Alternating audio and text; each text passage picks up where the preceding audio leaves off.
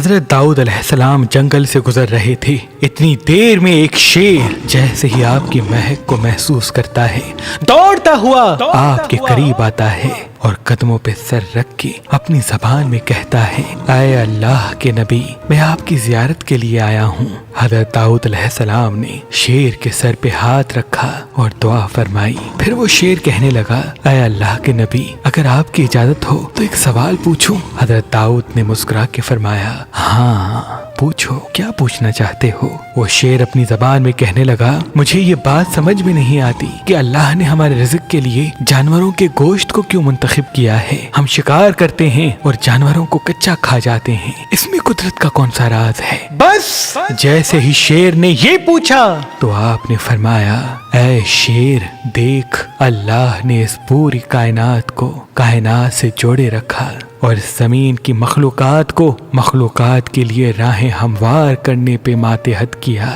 دیکھ، اگر اس جنگل میں سانپ نہ ہوتے تو ہوا میں اتنی بیماریاں پیدا ہو جاتی کہ جاندار کا رہنا محال ہو جاتا۔ اگر سورج کی گرمی نہ ہوتی تو زمین پہ سردی کی وجہ سے مخلوقات کا رہنا مشکل ہو جاتا اور بارش کا برسنا، مختلف جگہوں پہ درخت اور سبزہ اگنا ممکن نہ ہوتا۔ ویسے ہی اگر جنگل میں جنگلی جانور نہ ہوتے تو سبز پتے کھانے والی مخلوقات اتنی تیزی سے اپنی نسل کو بڑھاتی کہ زمین کے سارے پتے کھا جاتی اور اس جنگل میں کوئی بھی سبز پتا باقی نہ رہتا۔ اللہ نے تمہارے رزق کو جانوروں کا گوشت اس لیے رکھا تاکہ تم اپنے رزق کو حاصل کرنے کے ساتھ ساتھ اس قدرت کی حفاظت بھی کرتے رہو، لیکن یاد رکھنا، رزق اتنا ہی کھانا جتنا تمہاری ضرورت ہے۔ اللہ نے اس زمین کو تمام مخلوقات کے لیے نعمت رکھا تاکہ ہر خلقت دوسری خلقت کے ساتھ اس قدرت کو چلا سکے، لیکن افسوس تو یہ ہے کہ انسان ذخیرہ کرتے ہیں